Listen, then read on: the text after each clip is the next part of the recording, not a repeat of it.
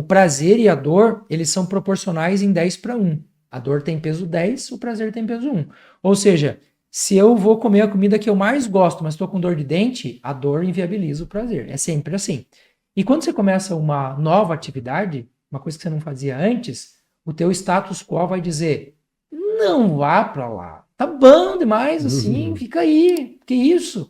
E quando você insiste, causa dor. E essa inversão de polaridade, ela começa a entrar no jogo com 90 dias. Então, até 90 dias é o grande desafio de fazer a pessoa permanecer fazendo o que ela faz, porque a gente vai dizer assim, porra, mas é burocrático, eu tenho que botar na minha agenda, eu tenho que seguir, mas não sei o quê. Sim, é burocrático. É um saco. Vai doer, vai encher a paciência. Só que vai chegar uma hora que o cérebro, ele odeia dor. Então, a gente vai fazer buscar todos os recursos possíveis para sair do estágio de dor.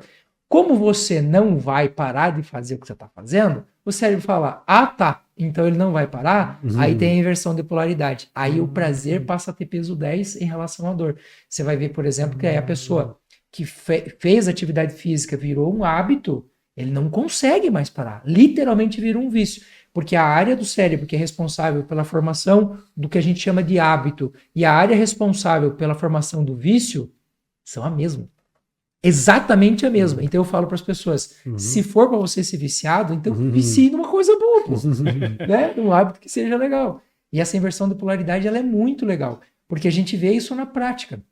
Se você pegar ali, eu não sei as estatísticas, porque eu não acompanho isso de perto, mas eu tenho estatística de outras questões, de pessoas que começam uma mudança de vida, e a gente percebe que os primeiros 25, 30 dias são os que mais têm desistência, grosso, assim, a quantidade maior, e a gente vê o quanto de pessoas desistem até o segundo mês. Quando começa a inversão de polaridade, não tem mais desistência, a desistência é menor. Ela é muito menor, é um 80-20, assim, e isso é muito interessante. E eu me lembrei de uma outra coisa ainda para fechar meu raciocínio.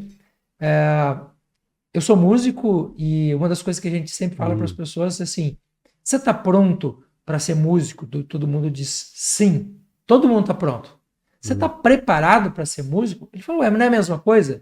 Aí a gente para e fala, olha, para você ser músico, é 1h30 todo dia durante uns 10 anos para você ficar mais ou menos. Sério? Tudo isso? Quer dizer, pronto, todo mundo está preparado, nem tanto. Eu aprendo demais. Eu não sei quanto a vocês, mas eu aprendo demais aqui. Gente do céu, é muita coisa. Eu adoro estar aqui compartilhando tudo isso. Só hoje teve insights de exercício, de sentar a bunda, né, estudar. Inclusive música é um negócio que meus irmãos têm bastante, né? Eles sentam depois do almoço, pegam um violão. Meu irmão mais velho gosta de baixo, tem bateria, tem tudo. Meu irmão pega o violão e ficava lá. E eu fui para a parte do teclado, né? Só que quando eu fui estudar o teclado, eu tinha estudado piano. E eu não tinha piano em casa, eu tinha o teclado. E a professora chegou um momento que você tinha que bater forte numa tecla e fraca na outra. E fazer toda a musicalidade. E eu não tinha como treinar aquilo tudo. Então eu estava pronto, eu estava preparado, mas eu não estava com as condições de fazer. E aquilo me frustrou muito. Ela dava bronca, porque você não está estudando direito, tudo. Aquilo me retraiu, que daí eu saí da arte da música e fui para a arte marcial. Que eu fui descontar aquela habilidade em outra coisa. E ali para mim foi uma divisão, porque eu gosto de música, eu gosto de tocar, mas agora era um movimento. Só que depois de ter sido pai, essa coisa de sair para academia, se quebrar um montão, voltar, e daí ainda ter o filho para dar atenção, tirar a energia dele, começou a me tirar também da arte marcial. Fora que vai trabalhar com a mão toda tremendo, era complicado, né? Daí que eu comecei a ir pro exercício. Machucado, às vezes, né? Arte marcial, às vezes acontece. Sim, roxo, né? A mão tremendo lá para pôr a agulha com a acupuntura. Isso é mínimo difícil de fazer tudo isso, né? Mas eu fico muito feliz e muito agradecido de estar aprendendo junto com todo mundo aqui. Eu não sei como é que a gente está de... Temos ainda. Eu quero te fazer uma pergunta importante, se você me permite. Claro. Você, assim, quando a gente tem essa... Aliás, são duas coisas que eu quero te perguntar. Eu vou jogar as duas, aí você vê o que você responde primeiro. A primeira tem a ver com os profissionais que trabalham com exercício de alguma forma.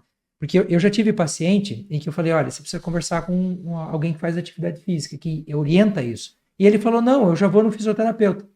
Eu falei, querido, são coisas diferentes. Então, eu vejo ali, o fisioterapeuta tem uma função, o educador físico tem uma função, o médico ortopedista tem outra função. E, às vezes, na cabeça das pessoas é tudo a mesma coisa, e não é. E eu quero que você fale um pouco sobre isso, né? E puxando até para a tua área. A importância de você ter um educador físico como amigo na sua família, porque não é nem como profissional, cara. Você se torna amigo. O meu personal, a gente se troca confidência já, tá nesse nível o negócio. E a segunda questão é assim, sempre que se pensa em atividades físicas e o exercício, se pensa em academia. A grande maioria das pessoas pensa. E você, dentro da fitoclínica hoje, tem um papel interessante, que é orientar a pessoa no seu ambiente, nas condições que ele tem. Dá para fazer isso em casa, sem ter peso, anilha, essas coisas? É possível fazer isso? Ah, tá. Então, estão duas perguntas, né? Uhum. Então acho que respondendo pela segunda primeiro, né?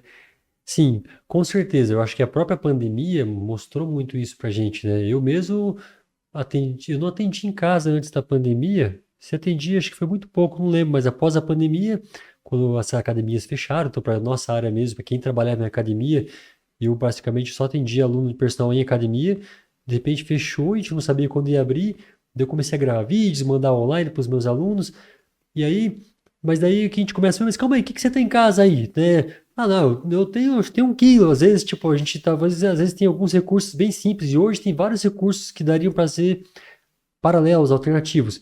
Então, dá. É claro que depende do nível de rendimento que a pessoa almeja, claro que em casa vai chegar um ponto que tem limitações, mas para promover a saúde, naquelas variáveis de aptidão física que a gente falou, em casa dá. Principalmente, bom, amplitude de movimento, que é alongamentos, que é a mobilidade, que é uma coisa importantíssima. Eu até comentei com vocês antes que tem um professor, Mauro Ghiseline, ele é um professor, hoje ele tem mais de 70 anos, ele é especialista em idosos. É um professor que forma professores, ele tem uma coisa muito interessante que ele falou, que para idosos, eu pensei, pô, mas não é para idosos, para todo mundo, né? 3 princípios para você organizar os exercícios: alongar o que está encurtado, relaxar o que está tenso e fortalecer o que está enfraquecido. Então a gente na fitoclínica aqui, por exemplo, pessoas às vezes podem ter até receio, puxa, mas para que será que remotamente vai fazer diferença eu entrar em contato com a fitoclínica? Mas assim, entrando em contato, a gente vai ter uma primeira consulta que vai ser essa análise, vai ser essa anamnese, vai ser como estão esses domínios, atividade física, nesses domínios, onde dá para aumentar, quais são as suas necessidades.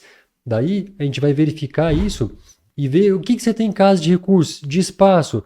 Então, às vezes, as pessoas têm muito mais recursos do que imaginam em casa.